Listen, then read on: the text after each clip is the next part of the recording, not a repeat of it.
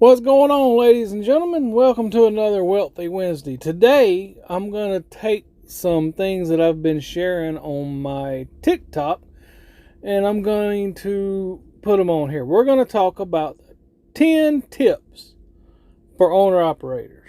I'm going to try to keep it short because I've been having a hard time this week getting my videos to upload. Both of them were late. But all that beside the point. The 10 tips for owner-operators. They're in no certain order, but they're just 10 little things I put together. And I might come up with more and I might not. But I've been doing it on my TikTok, Go Sanders LLC. Y'all come check it out. It seems to be doing pretty good. Alright, so number one is memorize the last 6 digits of your VIN number. Because as an owner-operator, you're going to be asked that number many times as you go in for repairs and everything. So I recommend you memorize it just like your social security number. Alright, number 2.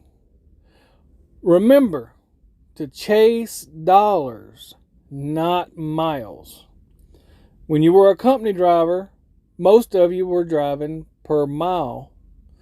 Now, as owner-operator, most of you are going to be chasing dollars because you're looking for that highest rate on that rate con with the least miles, So you can still make good money and not run 3,000 miles a week. That's the point. You want to run as little as possible while making as much as possible.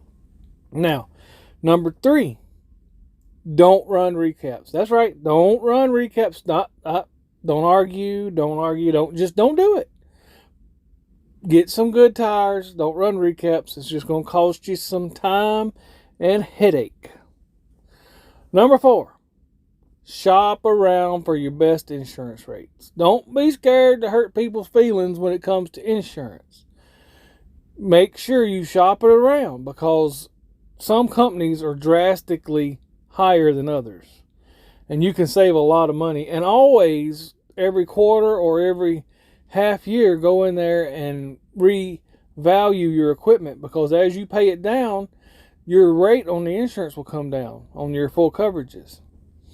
Just figured that might be a good one for you. Now, number 5, probably the most important actually, keep yourself healthy because if you're not healthy, that truck is not going to be making money and you're not going to be making money.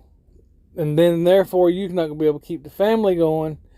So keep yourself healthy. Put down whatever it is that is causing you to be unhealthy. And you know what it is. Don't nobody got to stand there over you and preach at you and teach you. You know what you're doing is wrong and bad for your health. If you want to live longer and you want to keep your business healthy, you got to get healthy. I'm guilty of it too, ladies and gentlemen. I'm not just poking the finger at you. I'm very guilty. Number 6, do not hit deer with your truck. It gets quite expensive. We've hit a couple last year and it wasn't cheap. Could have been way worse though. All right, number 7, always be weather aware. When you book that load or right before you book that load, you need to be checking the weather in the areas that the load's going to. Don't take it for granted because you can get whiteouts and blizzards and storms and hurricanes and there could be tornado damage on the road. I've seen it all. Try to plan out your loads into the best weather because you get caught up in some of that bad stuff and it's just not worth your license. I mean, it's not worth your equipment getting tore up. So yeah, y'all work on that. Stay weather aware at all times. Number 8, be nice to law enforcement. Yes, the DOT is not your friend. Yes, they're trying to give you a ticket. But if you are mean and ugly, they will make it worse on you. Plus, they're just trying to do a job. It's not a glorious job. It's not a high-paying job. They're just fighting the good fight just like we are. So try to be respectful and be nice to law enforcement whenever you can because when you need them, they're going to be there. If you have a wreck, somebody hits you, somebody hurts you, shippers or receivers are being really bad to you or something, when you call the law enforcement, they're going to come. So be nice to them and they'll return the favor somewhere. You're being nice to them today may help them be in a better mood when they're dealing with somebody that really needs help the next day. So that's just what I try to do. Anytime I talk to them, even if they're being completely wrong in how they're approaching me, I try to stay nice and charitable to them and just wait till I can get rid of them. And I fuss going down the road by myself in this truck.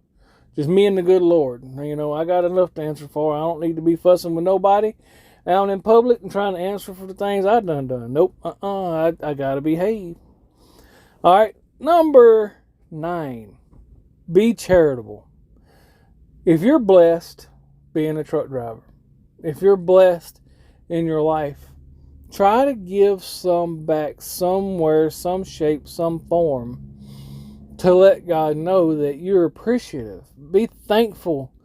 You know, it don't hurt to help people out, but I recommend you don't give them cash. I recommend if they're hungry, you give them food. If they're thirsty, you give them water. You know, if they need a place to stay, help them find a place to stay, but don't just throw money at them, because there are people that just cannot handle money, and they're going to go and they're going to do bad stuff with your money.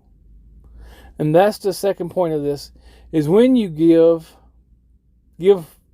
freely and don't try to direct them. You know, if you give them $100 and you know it could be used, don't try to stand there and be mad whenever they take it to the store and they buy 10 cases of beer. If you're going to give it, let it go. Don't be controlling over the people that you're giving to. That's a hard one for a lot of people to swallow, but it's something that is very important in your giving and your charitable life. Once it's given, forget about it. Be proud that you gave it. Feel good about yourself. Don't brag about it. I would not recommend bragging about it, because you'll get your rewards here on earth and you won't get them in heaven. But be charitable when you can. There's a lot of people out there that needs. It can be a kind word. It can be some advice. There's a lot of different ways that you can help people. All right, and finally, one of the biggies, especially with this newer model equipment, is when in doubt, change your batteries out.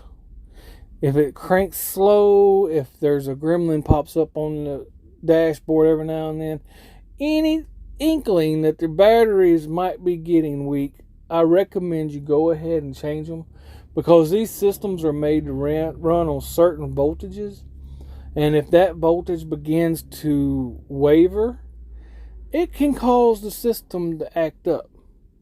It's not like the old 80s and 90s trucks. These newer trucks are delicate in a lot of ways. I mean, the fuel systems, some of them are high pressure. Some of them get clogged up easy. The electrical systems can be very touchy. And you're not going to get a new truck without a large electrical system. With all the sensors, I think they say Volvo is the worst with the extra sensors and all the stuff that they put on their trucks. But yeah, you want to simplify your problems as much as possible. Preventive maintenance is one of the biggies. You know, I start with my batteries, your oil changes, your tires, all that kind of stuff.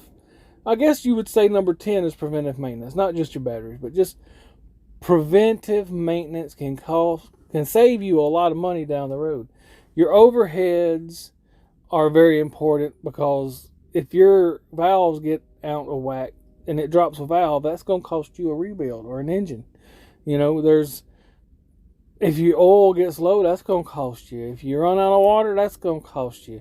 Your fuel filters can cost you some sitting beside the road if they clog up. I mean, yeah, and your tires, they go to blowing out, you're going to be sitting beside the road, and it's never safe to be sitting beside the road.